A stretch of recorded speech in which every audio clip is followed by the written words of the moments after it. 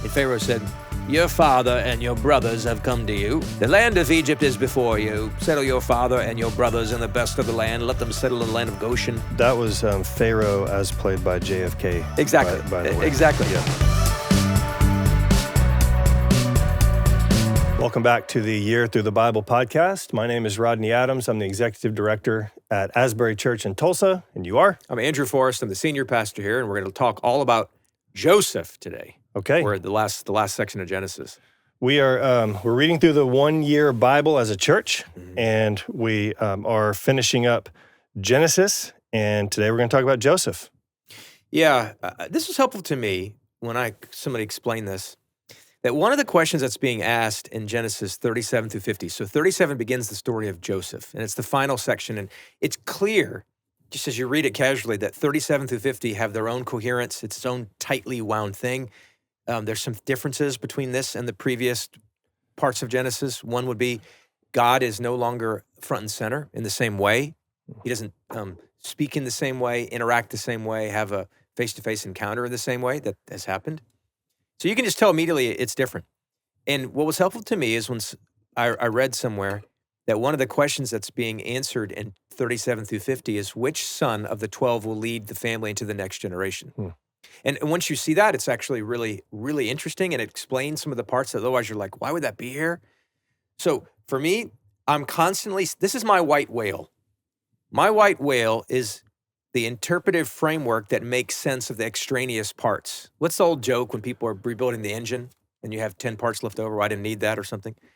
Well, it's kind of like if you can't explain why Genesis 38 is there after 37 and between 39, then your theory doesn't work, and this theory works. So the question, which son will lead the family into the next generation? And the sub-question is, why is it not Joseph? He's obviously brilliant. He's awesome.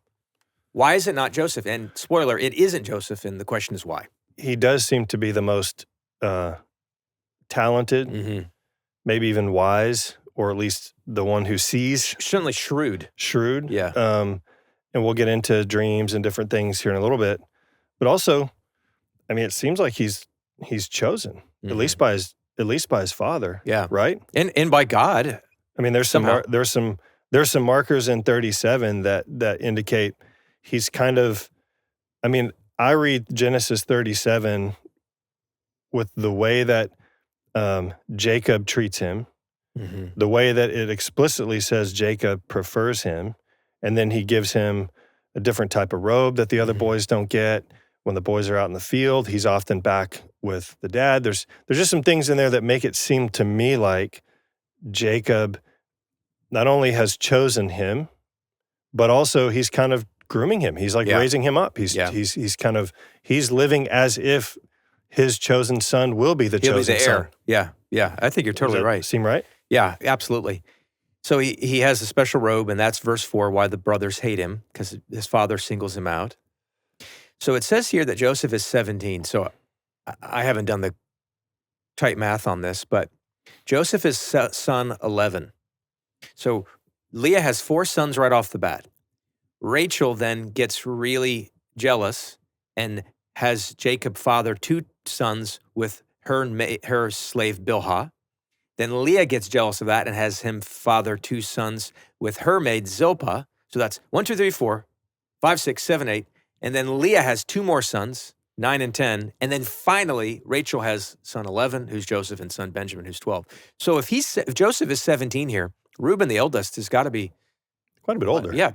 10 years older, 15 years older, something like that. So there's a huge age spread. So I think that's just helpful to kind of get the sense.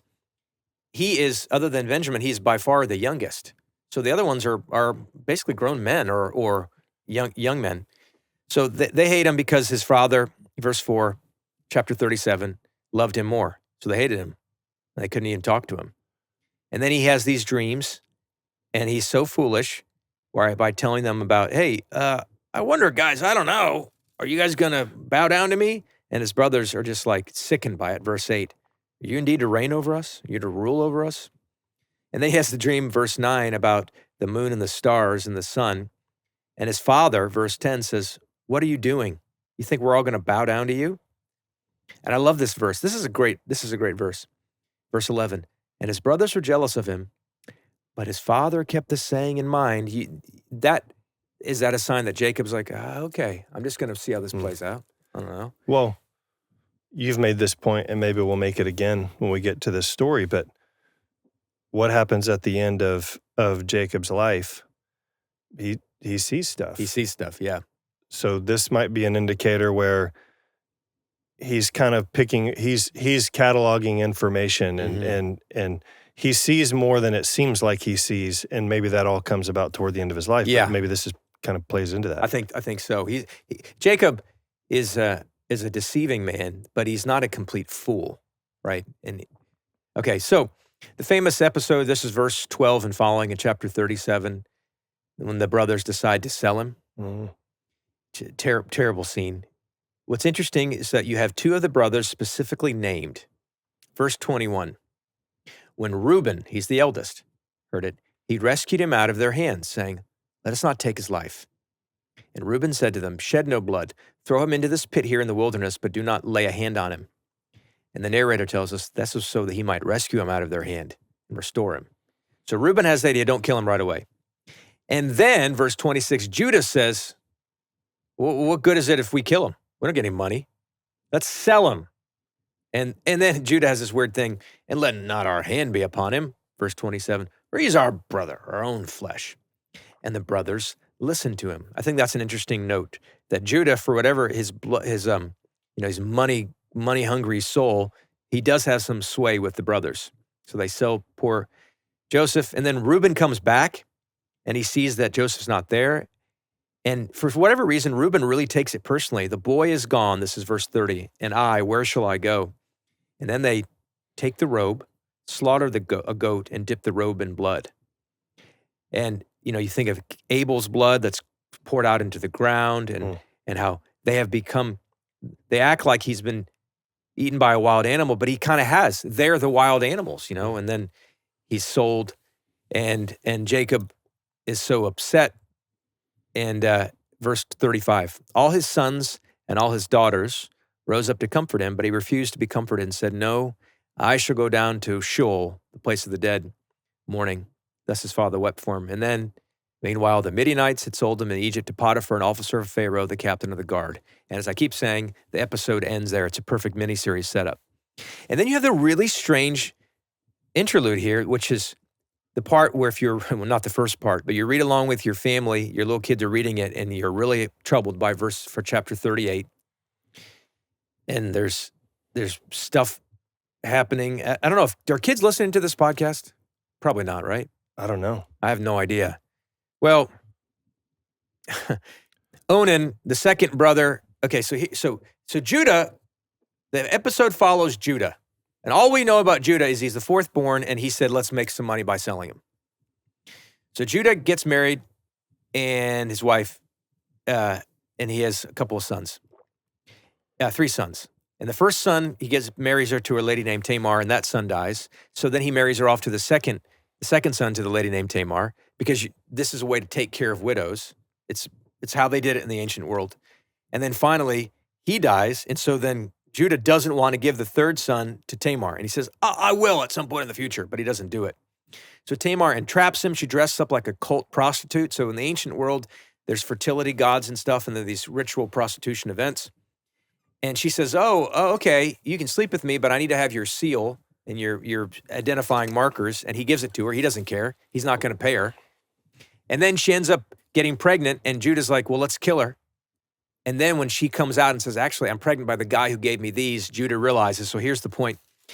This is in verse 25, chapter 38. As she was being brought out, she sent word to her father-in-law, by the man to whom these belong, I am pregnant. And she said, please identify whose these are, the signet and the cord and the staff. And then Judah identified them. And he said, she is more righteous than I, since I did not give her to my son. And he did not know her again. In the final paragraph, when the time of her labor came, there were twins in her womb. When she was in labor, one put out a hand, and the midwife took and tied a scarlet thread on his hand, saying, this one came out first. But as he drew back his hand, behold, his brother came out. And he said, what a breach you have made for yourself. Therefore his name was Perez. Afterward, his brother came out with the scarlet thread on his hand, and his name was Zerah. And then it's over. You get no commentary on it. It's very strange. It seems inappropriate, almost kind of X-rated with some of the details about how the pregnancy doesn't happen. Well, why is that there? Well, it will pay off as we work our way through it. Let's just notice so far that Judah is totally humiliated by his own self-righteousness and bloodthirstiness and dishonesty. And it's brought before him. It is shown to him. Okay. And then we go back to Egypt. You were going to say something about Judah?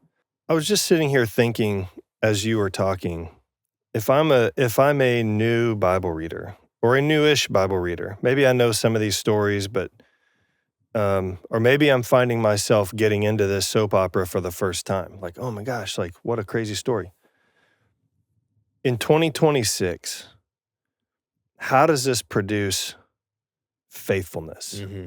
And I don't want to take us too far down a side road, but I just want to kind of help. I want to help some of our listeners kind of, why should they care if they can pick out where this soap opera story kind of ends up and these details? And I have some thoughts on that, but I just wonder if you have. Well, I think maybe the answer would be that Genesis 38, for example, by itself, with no context, does not produce faithfulness. And by the way, it was not intended to do so. It's not an Aesop's fable. Don't be like Judah, be like this guy. But it produces faithfulness when you see the entire story arc of God's plan. And to get ahead, when you hear what Joseph says at the end, what you intended for evil, God used for good. So I think that's how, which is why, number one, you got to keep reading. Number two, the fortune cookie way of reading the Bible, where you take a verse out of context, doesn't really work. And number three, to read more than one time, because often you have to see the whole perspective only after you've read it 2 or 3 times and you get the details down. Yeah. Yeah, so the Bible Project, as we've noted before, says that the Bible is a unified story that leads to Jesus. And so we saw in Matthew, in our New Testament readings over the last few weeks, how, remember when John the Baptist is asking, is he the one? Is he the one? And what does he do? He quotes Isaiah because John would know. Like he would know that. And so Jesus is often quoting scripture to identify himself or to kind of leave these breadcrumbs as to who he is and what he's come to do. So just as those folks 2,000 years ago and the ones 1,000 years before that would lean on the scriptures and basically the movements and activities of God to interpret sort of where's this thing going and how do I fit into it? For me, I find that understanding the story makes it more likely that I can identify God's fingerprints like all over. It actually makes the Bible smaller for me. It doesn't seem so big and complicated when the story kind of gets a little tighter and tighter every time I read it. So I just thought that was it's a good question. I want to make sure that folks realize that like we're not just recording, we're not doing commentary on a soap opera just because it's interesting. It's actually it's going somewhere. Well, this will apply when we get to all the discussions about how do you build the tabernacle and stuff.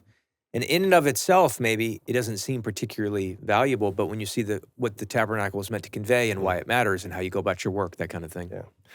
So Judah's interesting. I just wanted to bring up that he's really interesting. We know now in hindsight, and if you don't know, here's your spoiler. Judah is the son who is the promise will be worked through the covenant. He takes it to the next generation. He takes it to the next generation. Son. Yeah. I just find it interesting. You said, hey, it's kind of interesting that the boys, something about him, they listen to him, and instead of killing him, they sell him. You can see God's intervention through where God redirects the story, where Joseph doesn't die but gets kind of right turned toward Egypt through Judah. Judah's the one that he does. God could have done that through Dan or whoever, Naphtali Issachar or whatever, but he didn't. He used Judah. So I thought that's fun. This is kind of interesting. So when Joseph finds himself in Egypt and God's with him, verse 2, chapter 39, the Lord is with Joseph. And he became a successful man. He was in the house of his Egyptian master. And his master saw that the Lord was with him and that the Lord caused all that he did to succeed in his hands. Okay, but then he gets in trouble because the wife entraps him and the wife of his master accuses Joseph of sexual assault. But this was kind of interesting. So it's his robe that distinguishes him as an important guy. It's his robe the brothers immediately strip and rip and soak in blood. It's the robe that she pulls off him here and holds in her hand as proof of the fake assault. Isn't that interesting? Like you get this thing, the robe. It's like an important theme. So then he gets thrown down into the prison. It's even worse for him. But in prison, he has favor. They like putting him in charge of stuff, and he's able to interpret the dreams, and that's what brings him up into Pharaoh. And Pharaoh, let's just say this. Pharaoh does not come across as a bad guy in the book of Genesis. Pharaoh's not a bad guy in Genesis 12 when Abraham lies about Sarah. Pharaoh's not bad there. And Pharaoh is actually really favorable with this part with Joseph. Not just that he raises him up, but Pharaoh's really kind to the old man Jacob later in the story. It's a later. Remember, how does Exodus begin? There's a new one. There's a new one who knew not Joseph. So I think it's important for us not to read that Pharaoh is a bad character here. In fact, remember, the idea of the chosen people and the chosen family and the chosen one is not that the other people are all bad. Forget them. The point of the chosen one is to bring blessing to all people, right? God's trying to do that. So there's scenes in Genesis near the end when the Egyptians bring down Jacob's family and they give him nice parts of the land and everybody's kind of doing good there and they honor Jacob. It's kind of like this picture of like Eden where everybody's kind of been brought back together. Yeah. It's kind of cool, actually. And Pharaoh's okay with it. There's I can't pull it up right now as you're talking, but Pharaoh kind of acknowledges that God is with this guy. I'm going with this guy. Yeah. Like they may have different traditions, and there's a part later where it's an abomination for, to be shepherds. And before that, it's an abomination for Egyptians to eat, meals with the Hebrews. And so there's obviously a difference in cultures here, but it's very clear that Pharaoh, to your point, is not inherently a bad guy just because he's the Pharaoh. Right. He's trying to do the right thing. Yeah. And then later when Joseph, like Pharaoh's kind of likes that Joseph is reunited with his family and he can kind of go back and forth between the lands. Like Pharaoh's on board with all this stuff. Yeah, totally. He's okay. In modern parlance, when they want to go back and bury the father, it's almost like Pharaoh says, take my jet. Yeah. Take my jet, take my servants. A couple of things to point out in 41. So this is when Joseph is lifted up. He comes from the pit to the palace. Pharaoh says, you're in charge of everything. Okay, here, verse 45, chapter 41. Pharaoh called Joseph's name Zaphenath Paneah, and he gave him in marriage Asenath, the daughter of Potiphera, priest of On. So Joseph went out of the land of Egypt. So he's married to an Egyptian lady. I think that's an interesting detail. We can talk about what we think it means. And then he has two sons. Verse 50. This is chapter 41. Before the year of famine came, two sons were born to Joseph. Asenath, the daughter of Potiphera, priest of On, bore them to him. Joseph called the name of the firstborn Manasseh, for he said, God has made me forget all my hardship and all my father's house. Which, by the way, the very fact that he's naming the boy that shows he hasn't actually forgotten it, right? And the name of the second he called Ephraim, for God has made me fruitful in the land of my affliction, which is true. He's very fruitful. Okay, so he has these two sons by this Egyptian lady, and he's Egyptian at this point. I mean, and you can't blame him. How could you go back to that family where they tried to kill him?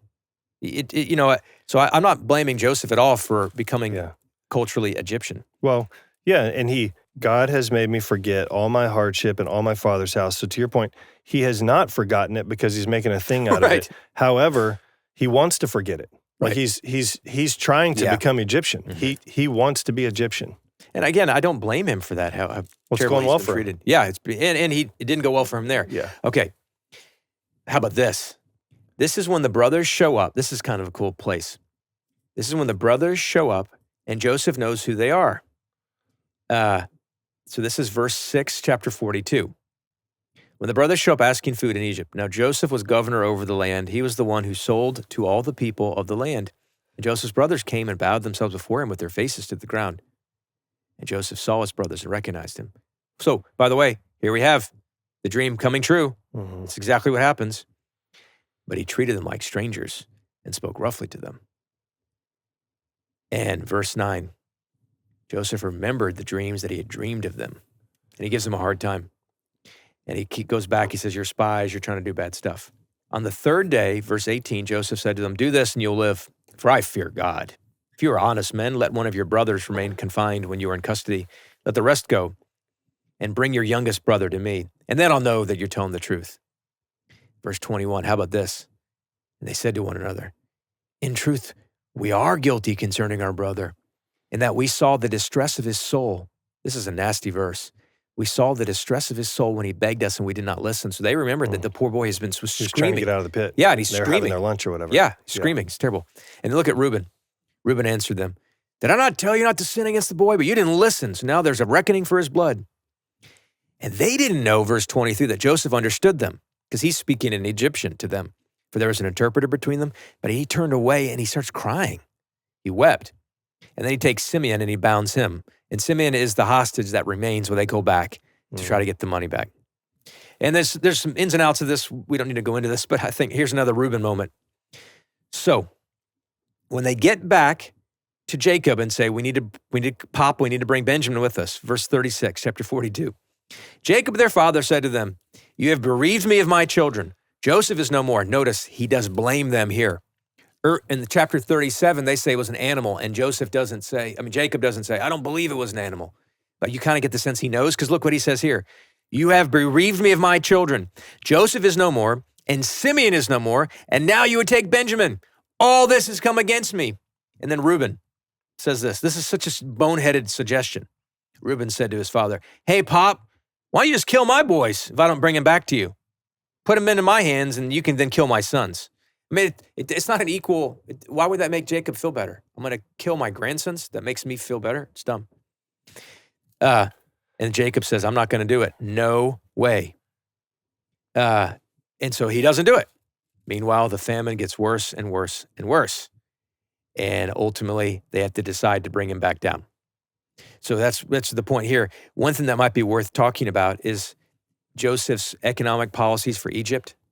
Does that strike you this time as we were reading through it, just how he kind of sets the whole thing up? A little bit, yeah. A friend of ours brought this up via text, and I was struck by the volume of grain they were able to save up. Yeah. That basically just couldn't be counted. There was so much. It talks about taking a fifth of the produce of all the land, and then, as they go back and forth, the famine gets worse and worse.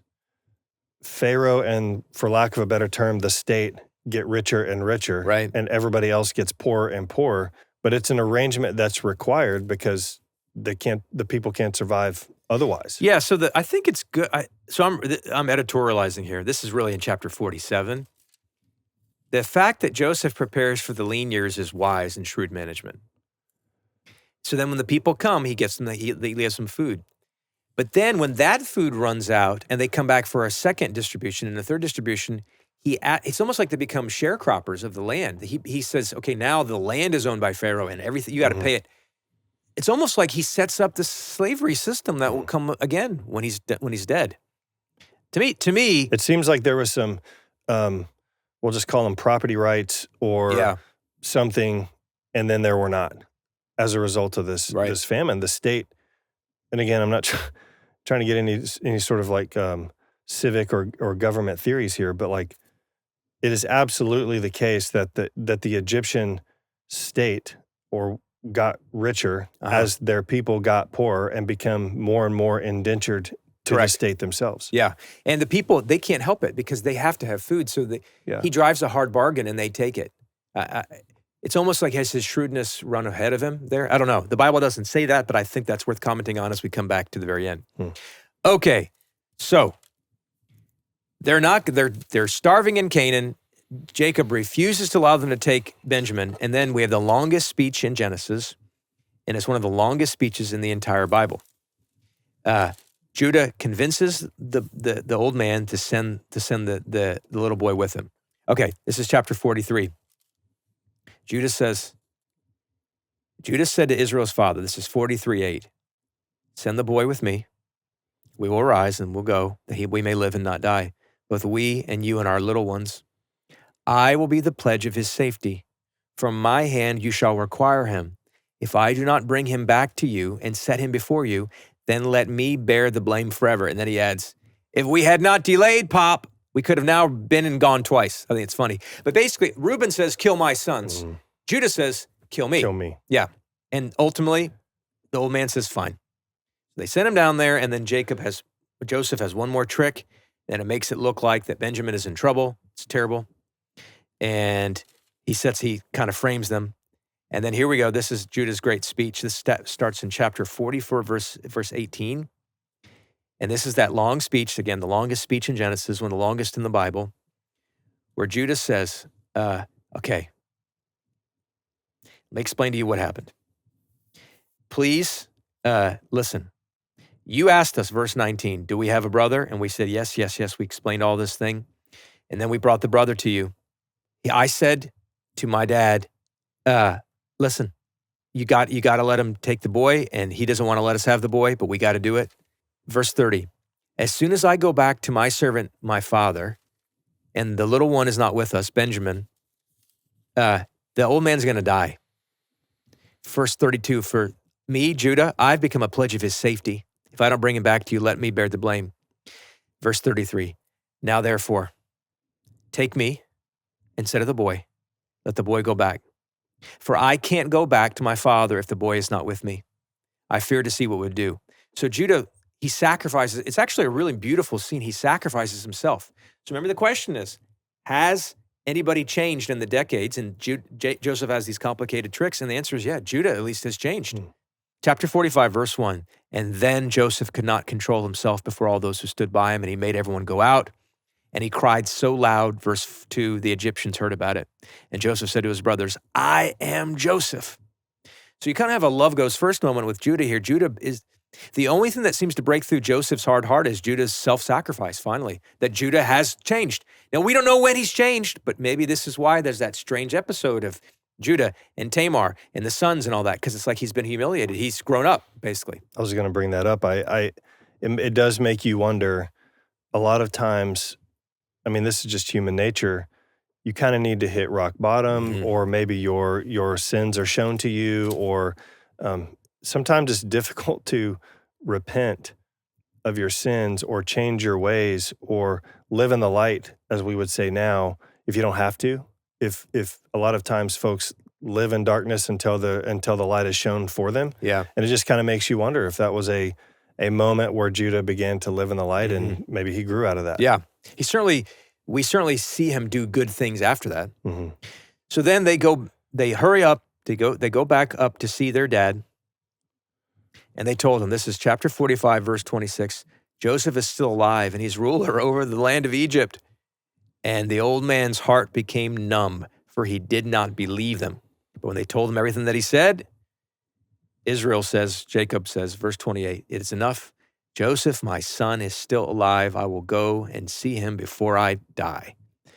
So then finally, they all show up in Egypt, and Pharaoh gives them a really nice place to live. And it's this moving scene when this is chapter 46, verse 29. Joseph prepared his chariot and went up to meet Israel, his father, in Goshen. He presented himself to him and fell on his neck and wept on his neck a good while. That beautiful scene where they have been reunited. By the way, verse 28, chapter 46, it's Judah who leads the family to Joseph, goes ahead of the old man. It's kind of interesting. Then Joseph, chapter 47, tells Pharaoh, hey, boss, my dad's here and all my people. And Pharaoh goes into him, he says, what is your occupation? And they said, we're shepherds, sir. We're going to stay here because there's no way we can feed our flocks in Canaan. And Pharaoh said, your father and your brothers have come to you. This is verse 5, chapter 47. The land of Egypt is before you. Settle your father and your brothers in the best of the land. Let them settle in the land of Goshen. And if you know any able men among them, put them in charge of my livestock. Pharaoh's like, hey, your family is good for me, man. And then I love this scene. How about this? That was Pharaoh as played by JFK. Exactly. By the way. Exactly. Yeah. Yes. Yeah. And Pharaoh the aristocrat, chapter 47, verse 7. Then Joseph brought in Jacob his father and stood him before Pharaoh. And Jacob blessed Pharaoh. How great is that? You have the old man offer the blessing to Pharaoh. And Pharaoh said to Jacob, how many are the days of the years of your life? But Jacob said to Pharaoh, the days of the years of my sojournings are 130 years. And Jacob is a ham. He has a flair for the dramatic. Few and evil have been the days of the years of my life, and they have not attained to the days of the years of the life of my fathers in the days of their sojourning. It's just like, I'm not as good as my fathers were. But they all settle there, and they do really well, and everybody's doing great. And the famine increases, but there's plenty of food because of Joseph. Yeah. And Pharaoh gets richer. And then you have this strange scene in chapter 48, where the old man is on his deathbed. Jacob, Israel, is here. Did we say this last time? That a good way to think about the names is he's Jacob when he's acting like the individual man Jacob, and Israel when he's behaving more like the patriarch of the people. Okay, so he's on his deathbed. Which often will happen in the same sentence. The same sentence. Yeah. Yeah, it's totally weird. Well, here it is. Chapter 48, verse 2. Same sentence, ready? Same verse. And it was told to Jacob, your son Joseph has come to you. Then Israel summoned his strength and sat up in bed. He's the father of Joseph, but then he's also Israel, the patriarch. Yeah. Here we go. At the deathbed scene here, he wants to bless the boys. He says, I'm gonna claim the two boys, the two oldest of your sons, Joseph. They're gonna be part of my family. And he wants to bless them. So he comes forward, and Joseph puts Manasseh at Israel's right hand and Ephraim at Israel's left hand to be blessed. So the older son is blessed, and Israel, with his dim eyesight, switches his hands and blesses the boy. And Joseph's like, no, Dad, you're doing it wrong. And he's like, nope, I'm not doing it wrong. And he makes the younger son be better than the older son. Here's the same principle. Yeah. It's so crazy. Yeah. Keep playing out again. This is in chapter 48. So we see this, just to note again, this is one of those fingerprints of God, breadcrumb type things, that these golden threads that seem to run through the scriptures. So we saw Jacob and Esau, there was a deceptive sort of switch. And it's not always deceptive in the same way. Right. But there's like echoes, or there's rhymes, or it's slightly different. Cain and Abel. Ishmael and Isaac, a different mother, but Ishmael and Isaac, Jacob and Esau. Even back with the when Perez and Zerah were born, there's the one hand comes out, then they tie a thread around it, and now the other one comes out. There's always this strange switching of, I don't know exactly why these two boys are being switched in this moment, but there's definitely a pattern here. Yes. Well, okay, here it is. Let's look at it literally. Chapter 48, verse 17. When Joseph saw that his father laid his right hand on the head of Ephraim, that is the second son, he crosses his arms. It displeased him. And he took his father's hand to move it from Ephraim's head to Manasseh's head. And Joseph said to his father, not this way, Dad. This one is the firstborn. Put your right hand on his head. But his father refused and said, I know, my son. I know. He also shall become a people, and he also shall be great. Nevertheless, his younger brother shall be greater than he, and his offspring shall become a multitude of nations. Isn't that interesting? So he blessed them that day, saying, verse 20, by you Israel will pronounce blessings, saying, God make you as Ephraim and as Manasseh.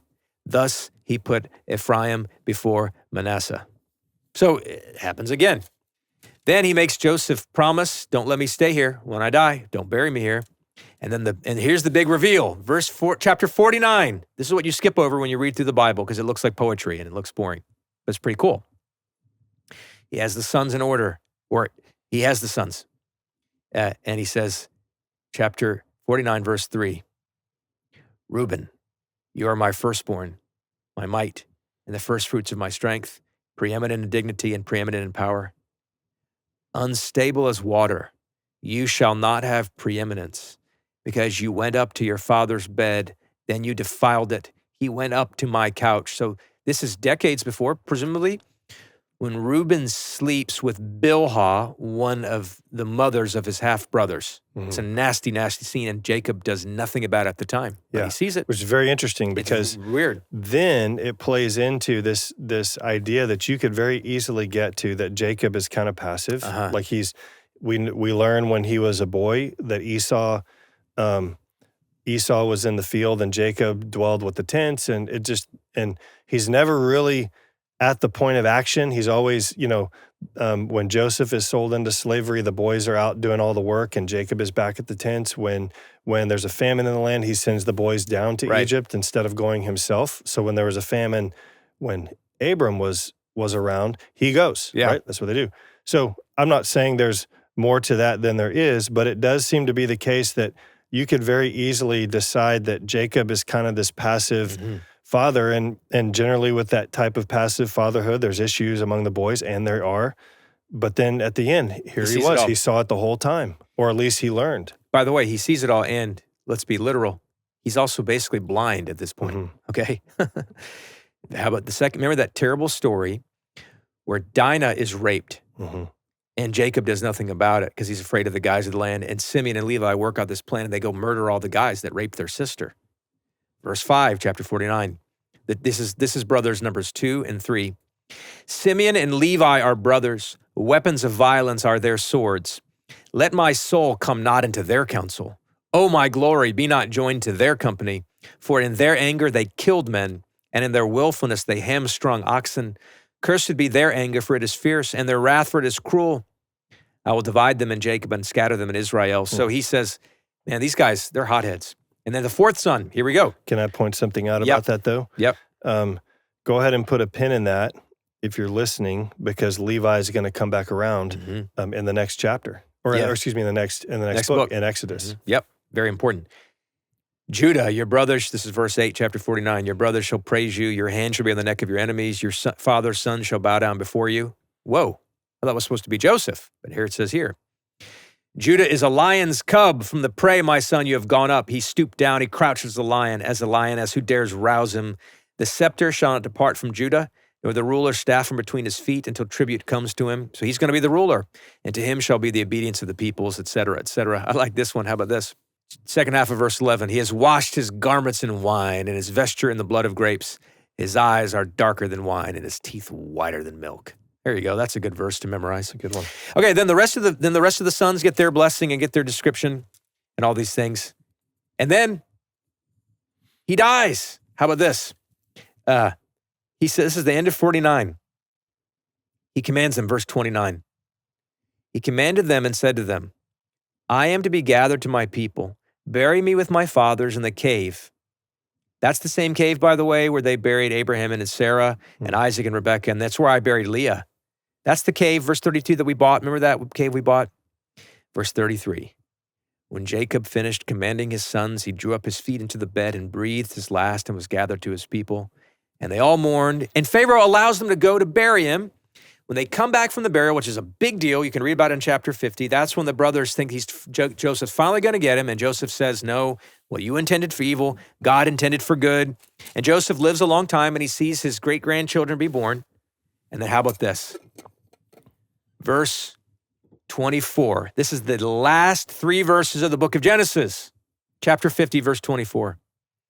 Joseph said to his brothers, I am about to die, but God will visit you and bring you up out of this land to the land that he swore to Abraham, to Isaac, and to Jacob. Then Joseph made the sons of Israel swear, saying, God will surely visit you, and you shall carry up my bones from here. So Joseph died. This is the last verse of Genesis. Joseph died, being 110 years old. They embalmed him, and he was put in a coffin in Egypt. Whoa! It's The incredible. story ends, he's literally a mummy in Egypt. It's just incredible. It's like the most amazing ending, because of course it's not an ending. Yeah. Nothing is tied up. Yeah. It's just, I don't care how many times I hear this. It's so moving to me, just the drama of it. So I've read this several times in my lifetime. It was you that first pointed out that detail to me several years ago. What I'm picking up this time, though, unless it's just not specific. So presumably the brothers are all there when Jacob gives his blessings. Then Jacob dies. Then Joseph dies. But Joseph is younger than a lot of the brothers. Right. And it even says he lived to be 110, which we see that Jacob lived a lot longer than that. So I just think that it's odd that Joseph is the one that lived outside of the family in a completely different scenario, and seems to, it doesn't explicitly say here, but it seems to be that he was one of the first of the brothers to not make it. Yeah. It certainly implies that in verse 24. Whether that means they're relatives, I don't know. So the end is a beginning. God's story is not completed. We have that beautiful verse from Joseph that God is going to use human evil to bring about divine good, but it hasn't happened yet.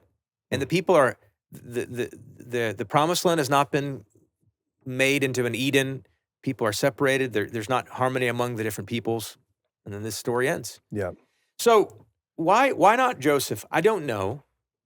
But there's something about maybe he's just too far. Maybe he's just too wounded by the brothers. The trauma of what happened to him is too rough. Maybe he's too Egyptian. Maybe he was too successful for Pharaoh in the shrewdness of Joseph with getting the land from the people. I don't know, but he's not the one that leads the family, which is so interesting. And by the way, if you've mentioned before, Jacob is the one seemed to be grooming Joseph early on, which I agree with. Seems like it. Isn't it interesting that at the end, Jacob still calls out Judah? He sees something in Judah.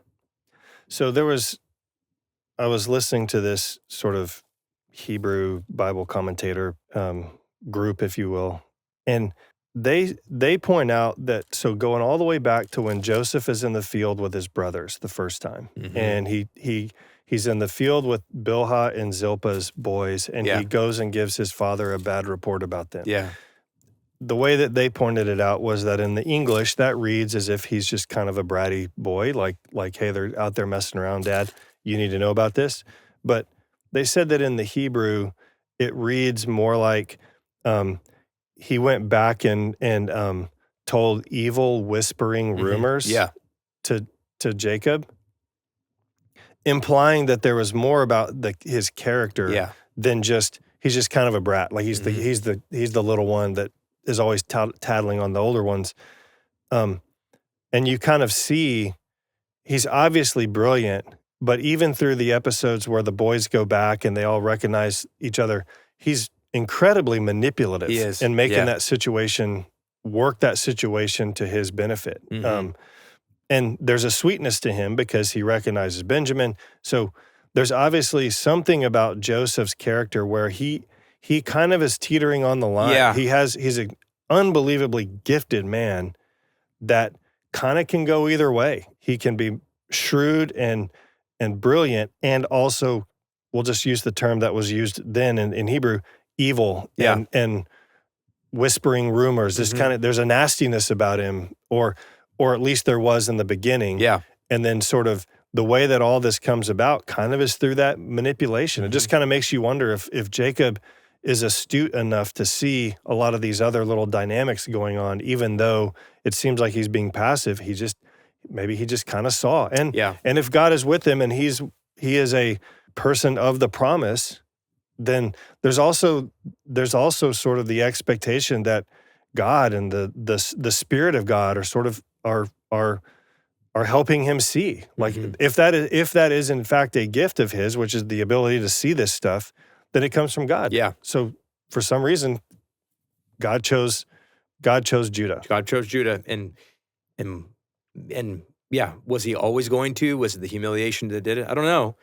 But it's a fascinating story, Genesis 37 through 50, really emotional, complex, deeply astute as to what human nature is like and family dynamics and all that. So here we are. We're at the end of Genesis. We joked, there's a video we showed at church yesterday, and it was a joke that one down, 65 to go, which is true. We got a lot more books to go.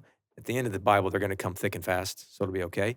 But another way to think about it is 1 month down, only 11 to go. 11 to go. We know we're 1/12 of the way there, which is kind of fun. We have any questions we want to hit this week? Or I know we went a little long. Yeah, there's one question from the New Testament that I think is worth just touching on. Okay. So Lauren writes in, she doesn't list a specific verse, but I can probably point us to something if we need to. In our recent readings of the New Testament, Jesus casts out many demons from people. Are these actual demons or are they afflictions? And maybe they didn't have a name for them at the time. If they are real, how come we don't see possessions in modern times? Or do we? And call them afflictions?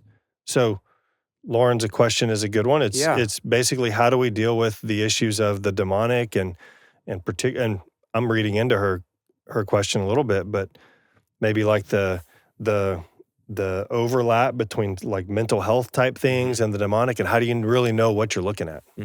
Well, I'm not an expert on these topics, and there's a lot of people that know more about the medical things and the spiritual side of things, but just some quick thoughts for Lauren. It's a great question. And she's astutely picking up. This is a major theme. Jesus as an exorcist is a major theme in the Gospels. Well, the Gospels have a category of sickness. So it's not that they call every single time you have a fever demonic possession or affliction. So let's go ahead and just take the Gospels at their word. They see certain things as have a root in spiritual evil, demon possessions and afflictions. And other times people are just sick. Yeah. They have no problem with that. So to add to that, or to supplement that, Matthew chapter 10, verse 5. These 12 Jesus sent out, instructing them, go nowhere among the Gentiles and enter no town of the Samaritans, but go rather to the lost sheep of the house of Israel, and proclaim as you go, saying, the kingdom of heaven is at hand. Heal the sick, raise the dead, cleanse the lepers, and cast out demons. And then he kind of goes on. So you have, he very specifically delineates between the sick and the demons when he sends these guys out. Great example. Yeah. So, and I think I like the latter part of her question. Maybe there's times that we call things as illnesses and they in fact have a spiritual root. Isn't it interesting that almost always mental illness leads toward evil? Isn't that interesting? There's a few outlying examples in my understanding, but most of the time when people are mentally ill, it's bad things. Why doesn't it make good things? Why doesn't it make people more friendly, more naive, more joyful, right? So that tells you something. And some of these awful issues are people hearing voices and all. Is this demonic and all that? Again, I'm not an expert on the biology of the brain and all these things, but people do see demonic possession today. It may be that in our society we have lost the ability to see it. They see it in other parts of the world. It also might be that one of the ways the devil is getting us is not always through the demonic as much as through the lust for power and for wealth and those things. He's in other parts of the world, they have where they're poorer. Maybe he needs other ways to get at them. Sure. So these things are still happening today, and there's lots of resources around on it. I want to always say this, though. A person who is walking with the Lord, being obedient to him, does not need to fear becoming possessed by the demonic. It's when you start chasing those things and fool around with the occult and break down your psyche through psychedelics and these other things. That's how those things come in. So she shouldn't be afraid of it. Yeah. Well, and so this has actually come up in an acute way for me recently with some folks that I've been sort of talking to. And what I think is true, just reading folks who know way more about this than I do, is even in a situation where there is some type of demonic oppression or even like a full possession, as we would call it, there still seem to be windows of agency where so if you know someone who you feel like, man, I don't know, something demonic may be happening here, maybe not. I don't know, and someone may know. But what seems to be true is that even for that person, there is still opportunities for them to say, I don't know what's happening to me. I can't live like this. I need to move toward the church for help. A lot of times we will ascribe some form of demonic oppression to someone who just continues to live willfully disobedient. And maybe there is, but the Lord is always looking for opportunities to reach someone, even if there's some type of supernatural issue going on. And there are windows in time, even with some type of possession, where you can say, like, I need a savior. I need help. Like, I can't do this on my own. This is the point of the Gospels, by the way. Jesus is more powerful than the demonic. So we'd be fool. It'd be like, well, there's a terrible million metaphors I won't go to, but you should take these things seriously and don't pursue them and don't fool around with that. And know that Jesus binds the strong man, to use the metaphor of the Gospels. He's stronger, and so he can deliver people. So it's a great question. We could there are whole podcasts dedicated to this, and this is not the purpose This is of this not that podcast. one. Yeah. Well, here we are. We're at the end of Genesis. It's amazing. We did it. It's the most beautiful book. It's so powerful. So fun. And you never get to the bottom of it, right? Yeah. So that's it for today. We are moving into the book of Exodus, which we will talk probably a lot about on this podcast. I think so. And again, we haven't worked out our schedule for this podcast for the rest of the year, but there is a lot of great things happening in the New Testament that we just are not going to be able to get to, but maybe we'll get to one of the Gospels or something like that down the Right. road. We're not totally sure. But go to yearthroughthebible.com and you can ask questions, and we'll try to get to some of them on this show. And then if not, one of the pastors on our team will reach out to you and offer an answer for you or some type of guidance. In the meantime, we will see you next episode.